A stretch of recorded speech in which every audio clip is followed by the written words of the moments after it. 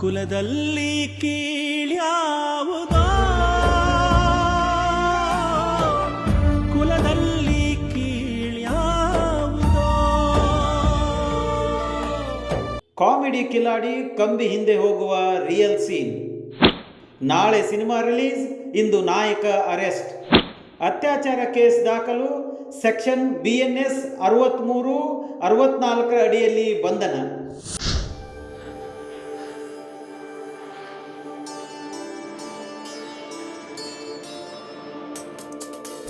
ನಾನ್ ಕರೆದ್ರೆ ಕೋಳಿ, ಕೋಳಿ ಜೊತೆ ಪುಕ್ಕ, ಪುಕ್ಕ ಜೊತೆ ಸುಕ್ಕನೂ ಬರುತ್ತೆ. ನೀನ್ ಬರಲ್ವಾ?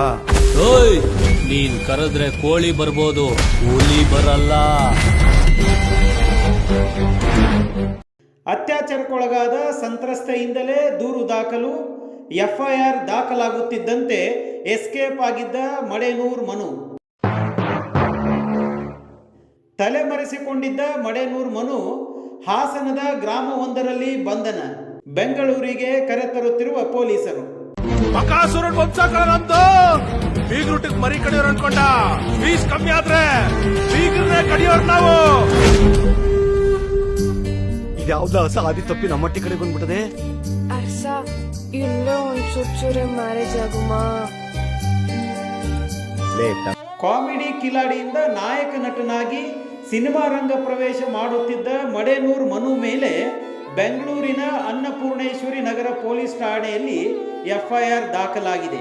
2018ರಿಂದ ಪರಿಚಯ ಇರುವುದಾಗಿ ಹೇಳಿಕೊಂಡಿರುವ ಸಂತ್ರಸ್ತೆ ಹಾಗೂ ಸಹ ನಟಿ ಪರಿಚಯವಾಯಿತು, ಸ್ನೇಹವಾಯಿತು, ಮುಂದಿನ ಕತೆ ನಿಮಗೆಲ್ಲರಿಗೂ ತಿಳಿದಿದೆ ಎಂದು ಹೇಳಿದ್ದಾರೆ. ಆದರೆ ಕಾನೂನಿನ ಮೂಲಕ ಎಲ್ಲದಕ್ಕೂ ಉತ್ತರ ಕೊಡುತ್ತೇನೆ ಎಂದು ಹೇಳಿಕೊಂಡಿರುವ ಮಡೇನೂರ್ ಮನು ನಾಳೆಯೇ ಸಿನಿಮಾ ಬಿಡುಗಡೆ ಇರುವ ಈ ಹೊತ್ತಿನಲ್ಲಿ ಇಂತಹ ಘಟನೆ ನಡೆದಿರುವುದು ಕುಲದಲ್ಲಿ ಕೀಳ್ಯಾವುದೋ ಸಿನಿಮಾಗೆ ದೊಡ್ಡ ಪೆಟ್ಟು ಬೀಳುವ ಸಾಧ್ಯತೆ ಇದೆ. ಬಂಡವಾಳ ಹಾಕಿದ ನಿರ್ಮಾಪಕ ಸಹ ಸಂಕಷ್ಟಕ್ಕೆ ಸಿಲುಕುತ್ತಾನೆ.